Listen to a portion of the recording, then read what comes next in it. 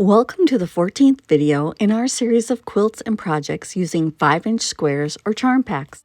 A while back, we made these Nantucket mini charm bags, and ever since I've been wondering what would happen if you made it with 5-inch squares instead of 2.5-inch squares. So of course I have to try it out. I'm going to make two versions, and I have plenty of charm packs to pick from, so that wasn't a problem. I'm going to make one that's blue using the Starry Sky charm pack, and I'm going to make a bright version using the Whimsy Wonderland charm pack. It should be really pretty. I'm basically going to just follow the Nantucket mini charm bag pattern, but use 5-inch squares instead of 2.5. So I'm going to start with 40 squares. I'm going to pick 2 out of each of these because they come with 42, and then I'm just going to head straight to the sewing machine. To finish this bag, you'll also need a 24 by 38 piece of soft and stable, about half a yard of webbing, at least a 24-inch zipper, any color you choose, and about a yard of lining. We're going to start by sewing all the charms together into sets of 2. Use 1/4-inch seam allowances. I just picked up 2 random squares and sewed them together, right sides together, and I didn't bother looking to see what the patterns were. I just tried to make sure they were different colors. You will make 20 sets of 2. Once you're done sewing all the sets of 2, you're going to cut them apart and then start sewing them into sets of 4. I'm choosing to make mine using charm packs, but you could also cut apart yardage that you have into 5-inch squares and make it from that. When sewing the sets of 4, I just tried to make sure that I didn't have any duplicate fabrics in the set of 4. You will make 10 sets of 4 squares. Once your sets of 4 squares are done, cut them apart and then work on making sets of 8 squares. By not stopping to press after each seam, I'm saving a lot of time. I think it took me about 15 minutes to sew all of the pieces together. You will end up with 5 sets of 8 squares sewn together. Once I finished working on the Starry Sky set, I started working on the Whimsy Wonderland set. I just repeated the process all the way through. If you're enjoying our series of projects using charm packs, make sure to give us a thumbs up and leave us a comment. For the linings for both of these bags, I just went through my stash and found a piece I thought would work. For the Starry Sky version, I picked a blue plaid that I had. I know it was at least 5 or 6 years old, if not older than that. And for the Whimsy Wonderland, I picked a fabric that was dotty and a lot of fun, kind of matched the outside of the bag. And that one I know was at least 20 years old. So it felt good to use some of these fabrics that I'd saved for something special. I don't know why I say fabric like that, but I do, and it's time to start using it. Once you're done making all 5 rows, then you need to press. And I just pressed each of them exactly the same. All of the seams go in one direction.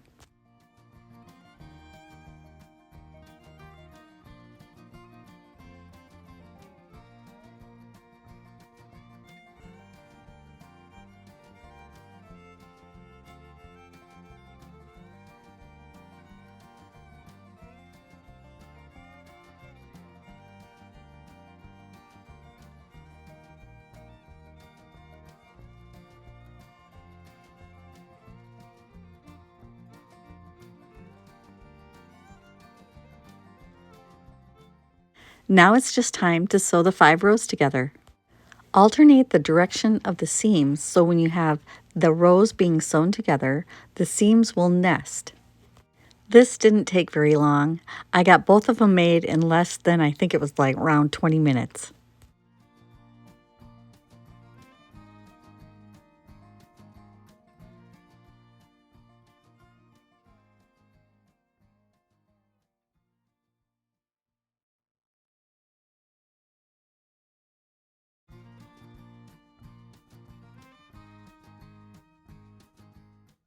When sewing the rows together, the only thing I tried to make sure I wasn't going to have was 2 fabrics that were exactly the same right next to each other. Luckily, I could move the rows around to make it work. Once you're finished, you should have 5 across and 8 down. They should measure 23 inches by 36.5 inches once they're pressed.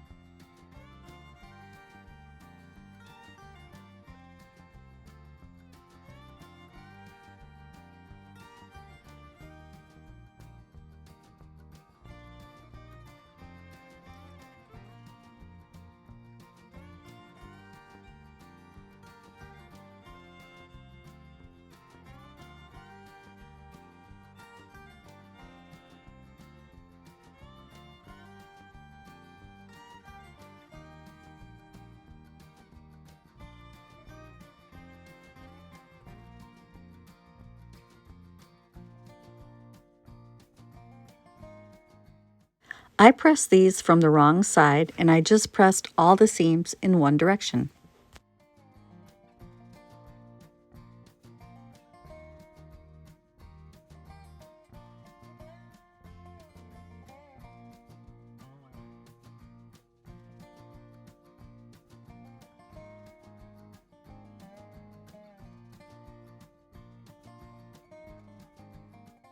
Layer it with the soft and stable batting and your lining. Treat it kind of like it's a quilt top. I spray basted mine with some 505 spray, and then I added a few pins along each edge and in the corners so I didn't accidentally pick it up by a corner and pull the whole thing apart. When I'm pressing a layered piece like this, I'll generally start in the center and work my way out to the edges. Just be careful not to stretch it or pull on it too hard so that it distorts the shape. At this point, it kind of looks like a big runner. In my stash, I was lucky enough to find a piece of soft and stable big enough for one of the bags. I wasn't so lucky with the second one, but I was able to piece some leftover pieces from a different project into that space so that I could use the whole piece. I do this a lot with batting just to save those little pieces and reuse them, especially on small projects like this. Now it's time to quilt it like you would a quilt, and you can use any kind of quilting that you want to. For the Starry Sky version, I'm just going to sew corner to corner and then on each of the seam lines. I use the wavy stitch on both the diagonal lines and the seam lines. Play around with the length of the stitch to get the look that you want. And of course, you can use any kind of quilting you want. You could do stippling, you could do fancy quilting, you could just do the seams if you wanted to. The quilting part of this bag is probably what took the longest. For the Starry Sky version, I used my walking foot and I used a variegated thread that went from dark blue to light blue to a white color. Make sure to take out the pins as you go along if you used any pins. That way you won't run over them with your sewing machine. On sewing the diagonal lines, I was just kind of eyeballing it, and by using the wavy stitch, it makes it a lot less noticeable if it's not exactly straight. But if you wanted to, you could also mark the quilt top. Quilting with the soft and stable, it's kind of a foamy batting, so it feels a little different than other battings, but it quilts up beautifully. When I think I'm done quilting, I will usually look at it from the wrong side. It's easier to spot lines that you've missed if you look at the wrong side. For the quilting on the Whimsy Wonderland version, I used a pastel variegated thread, and then I think it was just a pink thread on the bottom. I'm using my walking foot and sewing straight lines in the ditch, and then about 1/2 inch on either side of the seam, I'm going to sew with the wavy line to give it just a little different look than I used on the other one. I did all the straight line stitching first in each direction, and then once I had that done, I also sewed along the very edge of the quilt top, and then I sewed with the wavy stitch about 1/2 inch away from each of the seams.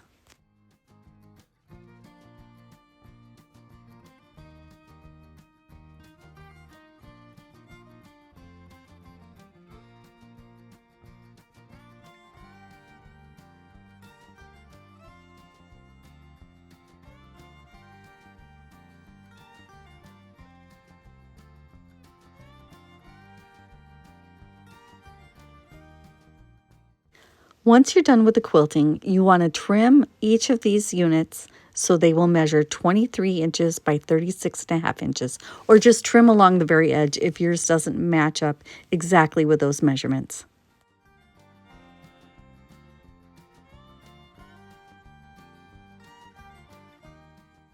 Next, we need to take a square out of each of the corners, and I just picked the measurement of 3.5 inches from each corner.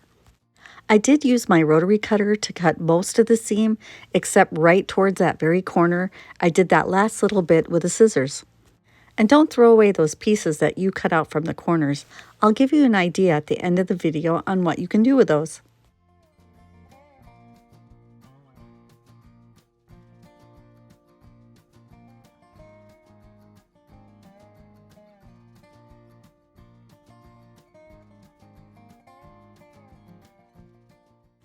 Now it's time to add the zippers to the bags.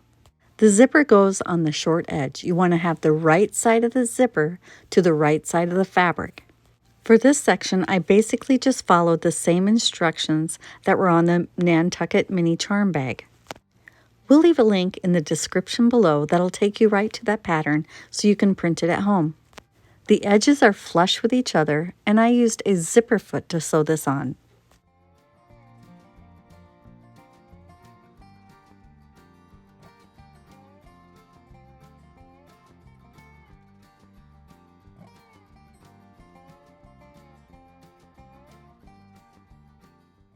Once I was done with one side, I zipped the zipper back up, and then I lined up the second side and pinned it in place.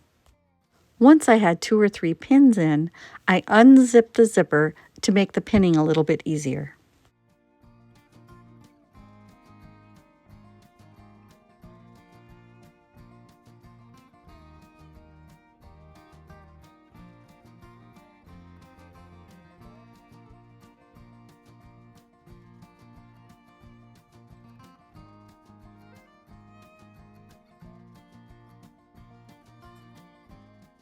Once you're done sewing the zipper in place, you want to fold in that raw edge and then top stitch right next to the zipper. Make sure to catch the zipper tape on the lining side. I used my zipper foot for this part also.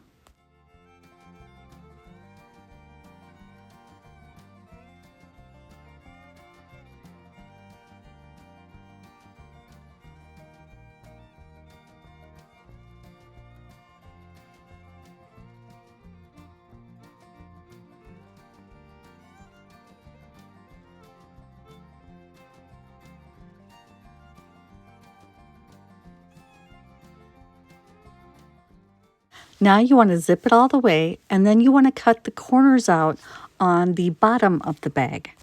I used one of the pieces I'd cut out for the corners as my template for the bottom section. You'll be cutting through 6 layers at this point. I used a scissors with a very sharp point to get right into that corner.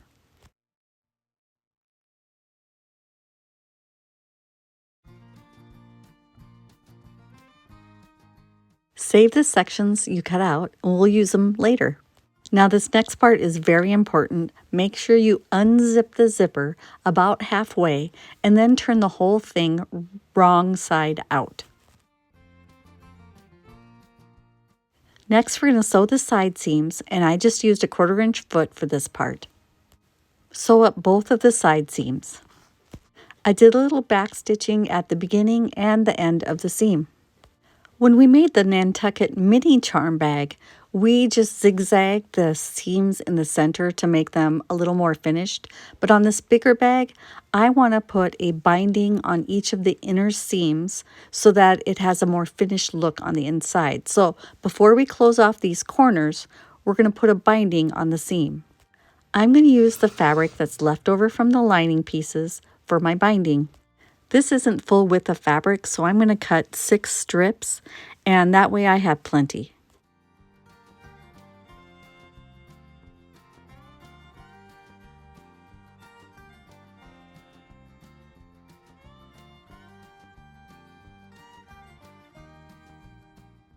There wasn't much left of this dotted fabric, so I cut it all into 2.5 inch strips, and then I'll put the rest of it that's left over in my 2.5 inch strip bucket.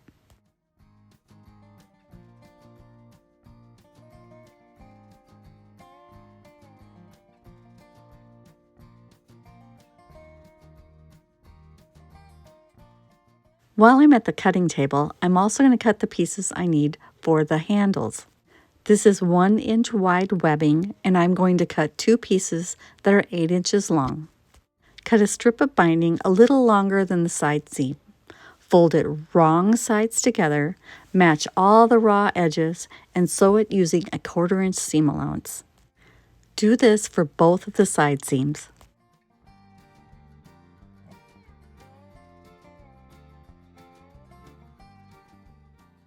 Now wrap the binding around to the other side and top stitch it into place.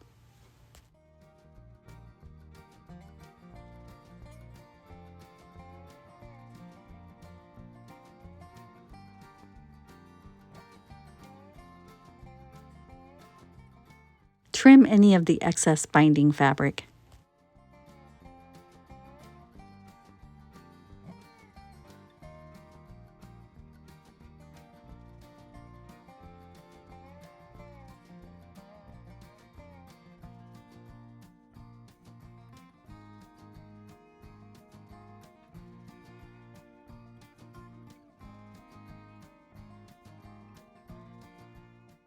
Next, we're going to sew the bottom box corners.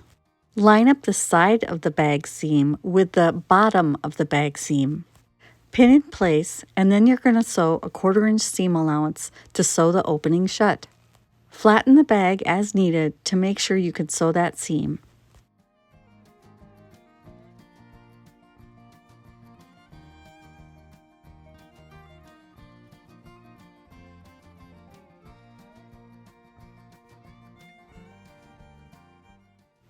Once you've sewn it shut with a 1/4 inch seam allowance, then attach binding to the bottom corners similar to the way you did the side seams. The only difference is that at the beginning and end, I folded in the binding to give it a nice edge. I wanted the ends to be folded edges and not raw edges.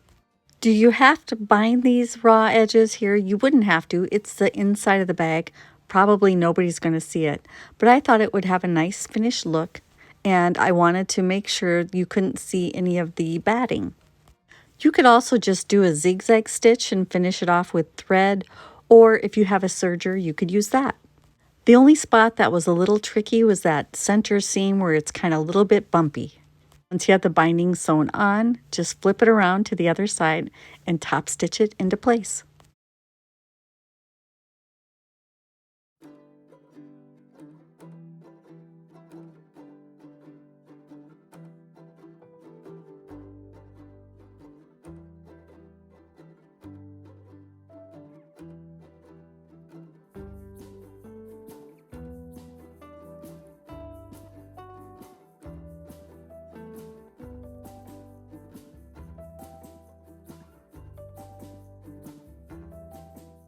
Now we have the bottom corners boxed out.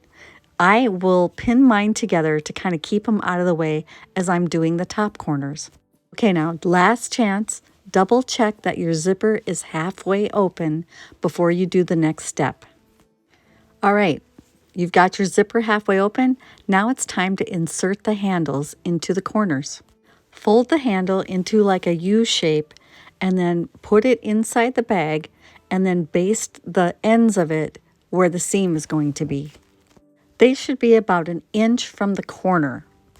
Once you have both of your handles in place, then you're going to box out those corners where the zipper is the same way that you boxed out the bottom corners. The only difference is that you have that zipper in there, so you need to be a little careful. I used a jeans needle so that I had a little more heft to my needle. When you're sewing that seam, sew as close as you can to the zipper and then back stitch a little bit, and then you want to skip over the zipper, start again, back stitch a little bit, and then end your seam. When I was sewing one of the sides together, I still managed to break a needle, and I was using a jeans needle. I thought maybe it could sew through it, but this zipper was a little bit more heavy duty than some of the zippers I put in the past. I also put a binding on these seams so that all the raw edges on the inside of the bag were finished off. Trim off any excess zipper tape before you put the binding on.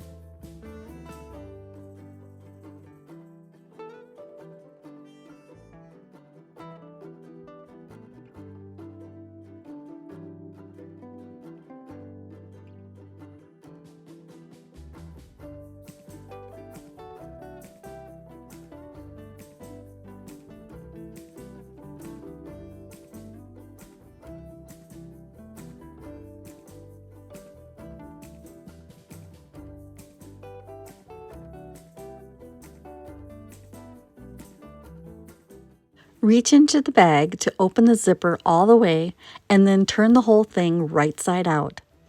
Make sure to push out all of the corners, and once you have it turned right side out, your bag is done. Even though the zipper gave me a little trouble when I was putting it in, I'm glad I used a sturdier zipper for this because it has a really nice feel to it. I think this bag turned out great. I'm very proud of it, and I think it would make a great overnight bag or a bag for shoes or something sturdy, and it would also make a great bag for your car to put like an emergency kit in. I think they'd make a great gift too. You could put a gift inside there and the bag would also be part of the gift. The second bag took even less time than the first bag because I got all the kinks worked out of it the first time around. So if you're making multiple bags, the second one will go a little bit faster. I just use plain webbing for my handles, but if you want the handles to match the bag a little bit better, you could cover them with fabric before you put them in.